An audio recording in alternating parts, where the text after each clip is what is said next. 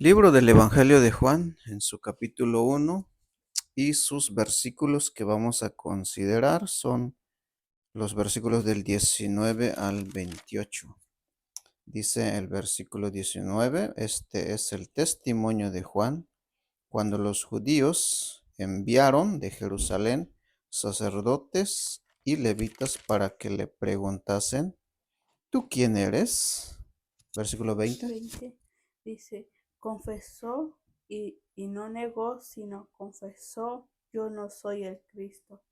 Muy bien, vamos a repetir el versículo 20. Se Confesó confesó y y no negó, negó, sino sino confesó, confesó, yo no soy el Cristo. yo no soy el Cristo. Muy bien. Le hemos titulado El verbo es el Cristo. Jesucristo. Jesús, el Cristo. Jesús, el Cristo o Jesucristo. De ahí se relaciona esa palabra Cristo o que también es Mesías en hebreo. Cristo y Mesías son palabras griegas y hebreas. ¿Ok? Es una palabra griega y es una palabra hebrea que quiere decir ungido o enviado. Más bien significa enviado. Aquí lo puse. Esto es muy interesante.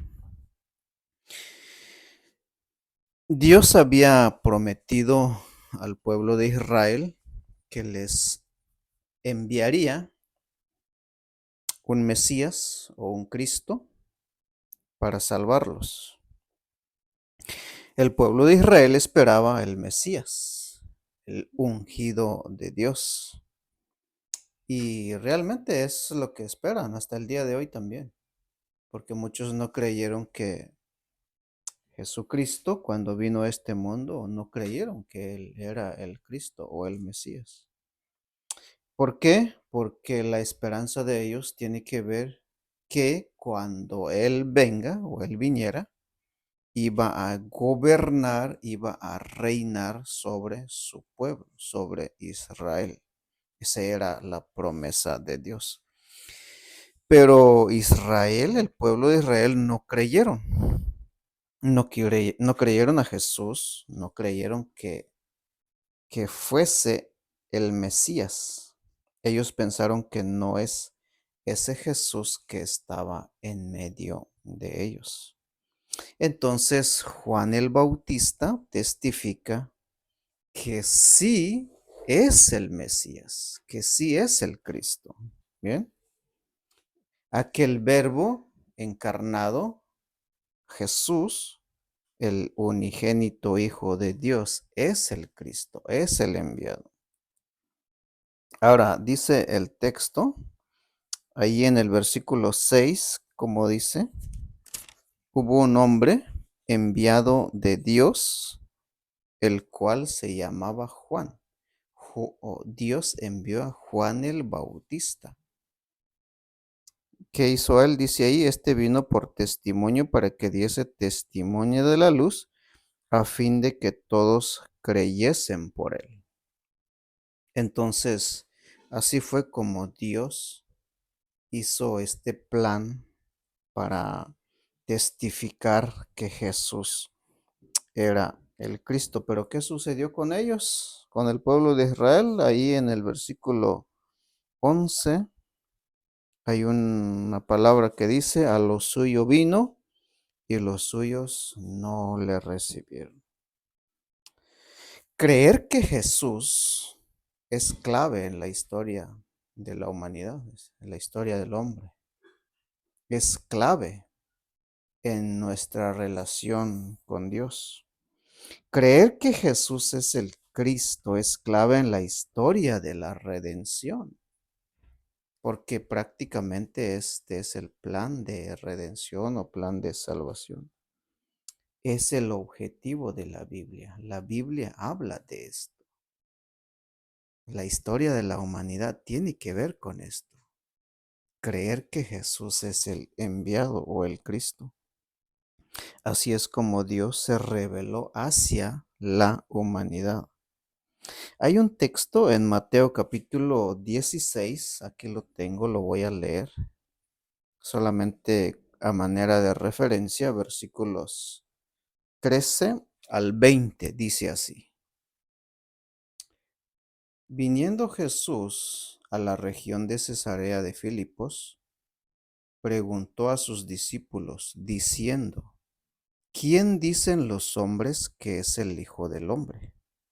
Ellos dijeron, unos Juan el Bautista, otros Elías y otros Jeremías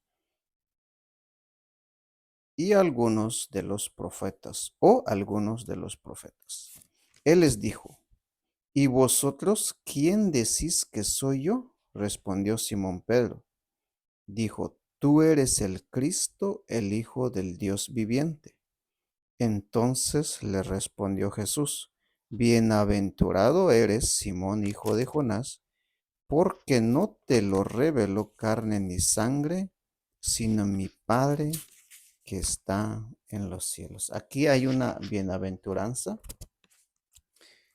Aquellos que creen que Jesús es el Cristo son bienaventurados. Hay una bienaventuranza de parte del Dios Padre. Y eso aplica también a nosotros cuando creemos que Jesús es el Cristo, es el Hijo de Dios. Entonces el pueblo de Israel espera a su Mesías, rey, que vendría a gobernar a la nación de Israel. Pues por supuesto se cumplirá también un día, pero en su segunda venida. Ya vino una vez y volverá a venir, según Hebreos capítulo 9, versículos 27 y 28, y va a venir sin relación con el pecado. Ya vino la primera vez, pero vendrá por segunda vez. Entonces, esa es la esperanza de Israel. Mientras tanto, ahora Dios nos ha dado este privilegio de creer en Jesucristo, que no somos ni siquiera parte del pueblo de Israel, pero es por pura gracia y por el amor de Dios que se extendió hacia la humanidad. Ahora, algunos detalles interesantes en los versículos 19 al 28 que hemos leído. En el versículo 19 hay una pregunta. ¿Cuál es la pregunta? Es, ¿tú quién eres? Le preguntaron a Juan el Bautista, ¿tú quién eres? ¿Y qué dijo Juan el Bautista? Confesó que él no era el Cristo, ¿no? Entonces, ¿quién es Juan el Bautista? Ahí en verso 22 ah, hay otra pregunta. Sí. Le dijeron, ¿cómo dice ahí? Les dijeron, pues, ¿quién eres? ¿Para que demos respuesta a los que nos enviaron? ¿Qué dices de ti mismo? Muy bien, qué dices de ti mismo? Ujú. Ajá, entonces el verso 23 dice, dijo Juan, yo soy la voz de uno que clama en el desierto, enderezad el camino del Señor, como dijo el profeta Isaías. Lo que está haciendo Juan el Bautista es tomando una cita en Isaías capítulo 40, versículo 3. Esto ya estaba profetizado y su cumplimiento era Juan el Bautista en ese momento. Y prácticamente le está respondiendo con una cita o con un pasaje de la Biblia. Ahora, el versículo 24, hay otra pregunta que dice, Y los que habían sido enviados eran de de los los fariseos. fariseos, pues eran los líderes religiosos en Israel. Por eso era tan importante para ellos. ¿Quién es aquel que viene hablando de que Jesús, el hijo del carpintero, que creció en medio de ellos, era el Cristo? Pues como así decían los fariseos, ¿verdad? Sí. Ahora, versículo 25, hay otra pregunta. Y le preguntaron y le dijeron, ¿por qué pues bautizas si tú no eres el Cristo, ni Elías, ni el profeta. Ahora, esto es interesante lo que volvieron a preguntarle. Bueno, por qué bautizas? Es que Juan estaba bautizando allá en el río Jordán. ¿Sabe cómo bautizaba Juan? Sumergía a las personas dentro del río. Por eso es que el bautismo que se practica, que practicamos, así como se bautizan los hermanos, se sumerge en el agua. Así bautizaba Juan. Así fue como comenzó este acto de bautismo. Ahora, note lo que dice el versículo 26. Juan les respondió diciendo, yo bautizo con agua. Sé lo que dice aquí. Mas en medio de vosotros está uno a quien vosotros no conocéis. ¿Cómo está eso? Ahí estaba el grupo, ¿verdad? En el río. Y Juan hablaba, arrepiéntanse de sus pecados y bautícense. Entonces venía la gente, los judíos, se metían al agua como símbolo de, de que ellos reconocían de aquel que había venido a esta tierra, a Jesucristo. También reconocían que eran pecadores y que necesitaban una vida nueva para tener relación con Dios. Eso es lo que implica el bautismo, ¿no? Ahora, es interesante la frase que dice Juan.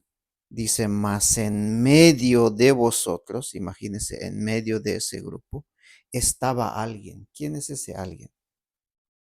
Dice el versículo 27. Este es el que viene después de mí, el que es antes de mí, del cual yo no soy digno de desatar la correa del calzado. Hay alguien entre ustedes y que no lo conocen. Sabes, cuando nos reunimos en una asamblea, tú ves el grupo de personas que han creído en Cristo Jesús, los que nos llamamos hermanos congregados. En medio de nosotros está alguien, está Jesús, está Cristo.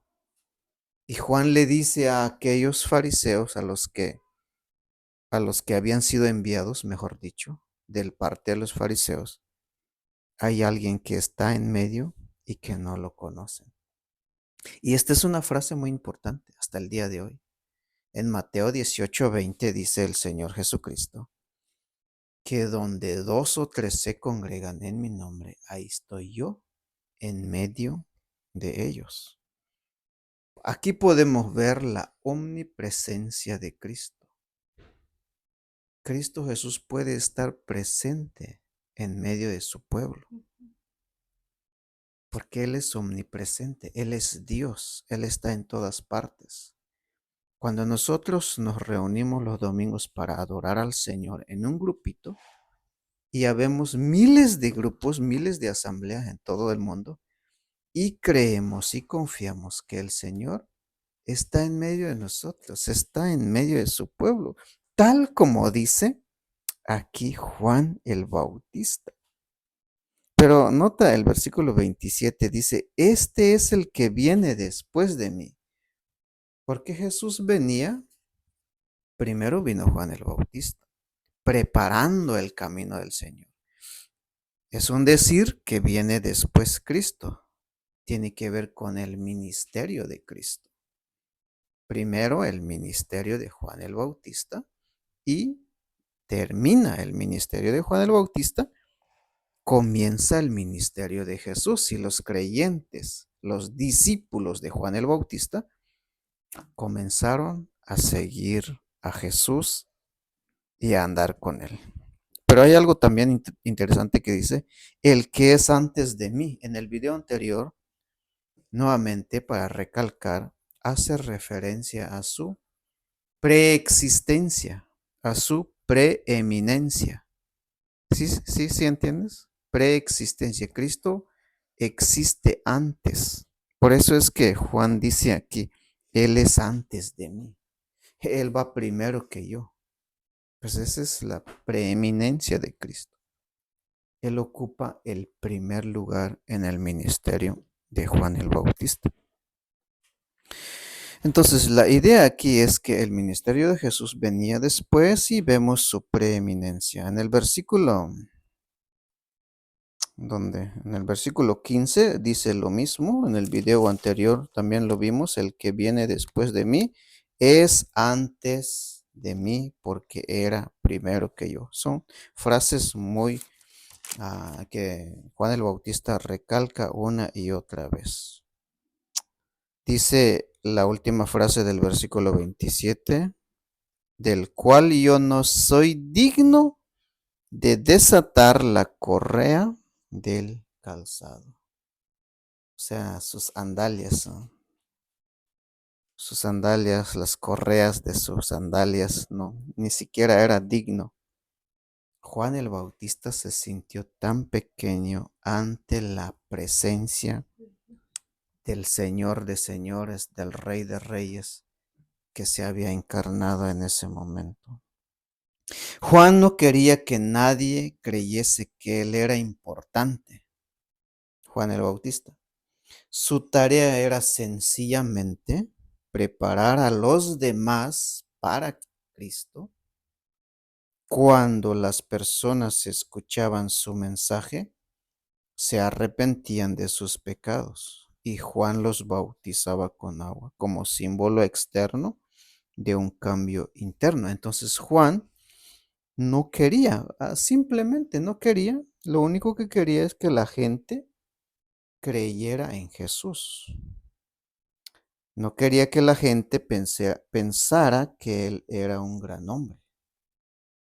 Hay algunos que piensan así hoy día, solo porque son predicadores, se autodenominan nombres que están en la Biblia, pero como para creer que ellos son los más importantes. Pero Juan el Bautista no. Simplemente yo soy un mensajero, dice Juan el Bautista. Pero hay uno que sí deberían prestarle atención. Es a Jesús, aquel verbo, aquel creador, el unigénito, quien es la vida, quien es la luz, el glorioso Salvador lleno de gracia y de verdad, el Salvador del mundo, el preeminente, el preexistente, el coexistente con el Padre y autoexistente como Dios, el que merece toda alabanza y toda gloria.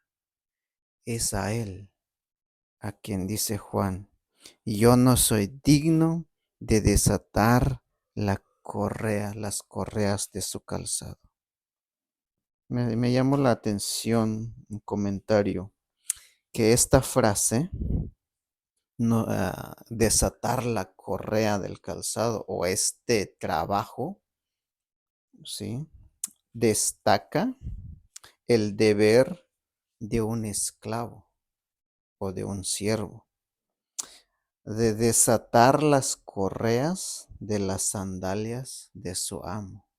Llegaba el patrón, el jefe, el amo, el dueño, se sentaba y el esclavo venía y le desataba las correas, le quitaba, le guardaba sus sandalias, sus zapatos, podemos decir. Era una forma de servir a ese amo. Pero Juan no se consideraba digno de efectuar un servicio tan humilde y tan bajo para Cristo. Esta actitud deberíamos adoptar todos los creyentes, ¿no? Somos indignos de hacer algo, de hacer un servicio para para el gran Rey de Reyes y Señor de Señores. Es interesante esto, ¿no? Porque no terminamos con una oración esta vez. Oremos. Oh Dios, al reconocer la grandeza de tu Hijo amado, nos sentimos indignos de alabarle y glorificarle. Te damos gracias por tu Hijo, te damos gracias por tu palabra y ayúdanos a atesorarla en nuestros corazones. Y a aquellos que nos miran a través de este video, que tú les bendigas. Te lo pedimos en el nombre de nuestro Señor Jesucristo. Amén. Gracias por ver este video y hasta la próxima.